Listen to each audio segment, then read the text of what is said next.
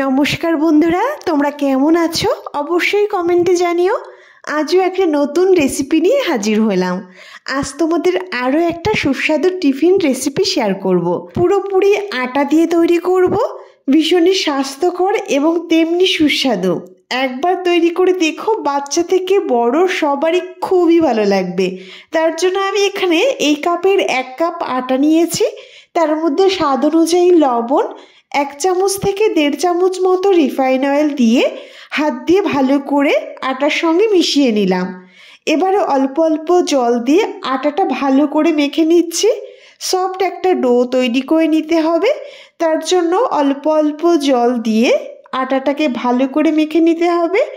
একবারে বেশি জল দিলে কিন্তু ডোটা ভালো হবে না। আর হাত দিয়ে ঠিক এইভাবে চেপে চেপে আটাটা খুব ভালো করে মেখে রেখে দিচ্ছি 10 মিনিটের জন্য। হাতে 10 মিনিট সময় থাকলে ঢেকে রাখতে পারো বা 5 মিনিটও ঢেকে রাখা যাবে। সফট একটা ডো তৈরি করে ঢেকে রেখে দিলাম 10 মিনিটের জন্য। এবার অন্যদিকে একটা পাত্রে নিয়ে নিচ্ছি 2 মিডিয়াম সাইজের সিদ্ধ আলু। আমি আলু দুটো সিদ্ধ করে হাত দিয়ে ম্যাশ করে রেখেছিলাম। সেই সিদ্ধ আলুটা একটা পাত্রে নিয়ে নিলাম।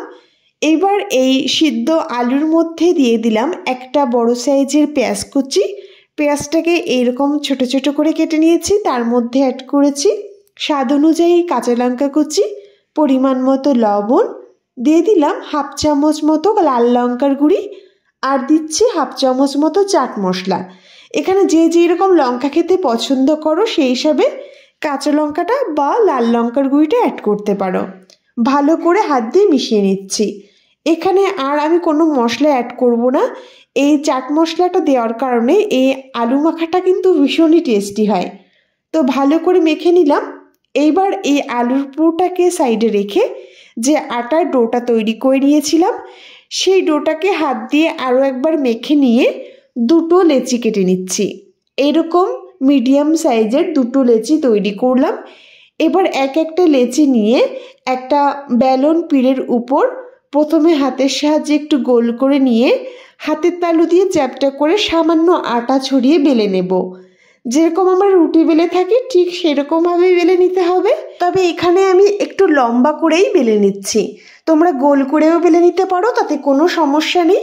তো দেখো, এইভাবে রুটিটা বেশ পাতলা করেই বেলে নিয়েছি আর বেশ বড় করে আর লম্বা শেপের তৈরি করেছি। তারপর ছুরি দিয়ে এইভাবে সাইডটা একটু সমান করে কেটে নিলাম। চাইলে তোমরা নাও কেটে নিতে পারো, তবে সাইডটা সমান করে এইরকম একটা লম্বা শেপের রুটি তৈরি করেছি। তো দেখো, সাইডটা সমান করে কেটে নেওয়ার পর এবারে মাঝে দিয়ে দেবো যে আলুর পুরটা আমি তৈরি করে রেখেছিলাম। সেখান থেকে বেশ খানিকটা আলুর পুর রুটির উপরে ছড়িয়ে দিতে হবে। যত পুর দেওয়া হবে খেতে ততটাই ভালো লাগবে। তো এখানে আমি বেশ খানিকটা পুর নিয়ে রুটির চারিদিকে ছড়িয়ে নিয়েছি। এবারে এই আলুর পুরের উপরে একটা সিদ্ধ আলু এরকম একটা মিহি গ্রেটার দিয়ে গ্রেট করে রুটির উপরে ছড়িয়ে দিচ্ছি। এইভাবে যতটা সম্ভব আমি একটা ডিমের অর্ধেক অংশ একটা রুটির উপরে এইভাবে ছড়িয়ে দিলাম। এরকম একটা মিহি গ্রেটার দিয়ে গ্রেট করে নিয়েছি আর যতটা সম্ভব উপরে দিয়ে দিলাম। এবারে এই ডিমের উপরে দিয়ে দিচ্ছি কিছুটা সস, এখানে টমেটো সস কিছুটা আমি এইভাবে ছড়িয়ে দিলাম। এবারে রুটির এক সাইড থেকে ফোল্ড করে নিতে হবে। তার জন্য এক সাইড থেকে প্রথমে উঁচু করে এইভাবে একটা ভাঁজ দিয়ে নিতে হবে। তারপর অপর সাইড থেকেও ঠিক একই রকমভাবে সমানভাবে ভাঁজ দিয়ে নিতে হবে।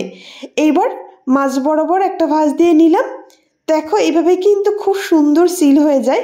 আর কিছু করব না, ঠিক এইভাবেই আমি রুটিগুলো তৈরি করে নেব। এবার খোলা কড়াইতে আমি দিয়ে দিলাম 2 পিস। আর প্রথমে খোলা কড়াইতে হালকা ভেজে নিচ্ছি। এক সাইড হালকা ভাজা হয়ে গেলে উল্টে দিলাম। আর 2 সাইডটাই যখন হালকা ভাজা হয়ে যাবে তখন দিয়ে দিচ্ছে সামান্য রিফাইন অয়েল। একটু ভাজা হয়ে যাওয়ার পর তেলটা দিলে খুব সুন্দর ফুলে উঠবে, এতে ভাজাটাও ভালো হবে। আঁচটাকে লো টু মিডিয়ামে রেখে একটু টাইম ধরে লালচে রং ধরে ভেজে নিতে হবে, তাহলে ভিতর পর্যন্ত খুব ভালো ভাজা হবে। তো দেখো, বেশ লালচে রং ধরে ভেজে নিয়েছি। টিফিনের জন্য বা ব্রেকফাস্টে একঘেয়ে রেসিপি আমরা তৈরি করেই থাকি, তবে একটু ভিন্ন রকমভাবে এইভাবে একবার ট্রাই করে দেখো। খেতে যেমন দুর্দান্ত হয়, বানানোও কিন্তু একদমই সহজ। তো বন্ধুরা, আশা করছি এই সুস্বাদু রেসিপিটি তোমরা যদি একবার বাড়িতে তৈরি করো তোমাদের অবশ্যই ভালো লাগবে। তোমরা কমেন্টে জানিও তোমাদের কেমন লাগলো, আর অবশ্যই বললো রেসিপিগুলো তোমাদের কেমন লাগে। ভালো লাগলে আমার পাশে থেকো। তো বন্ধুরা, আজ রেসিপিটি এ পর্যন্তই শেষ করলাম। দেখা হবে নেক্সট কোনো নতুন রেসিপিতে। তোমরা খুব ভালো থেকো, সুস্থ থেকো। আজ এ পর্যন্তই।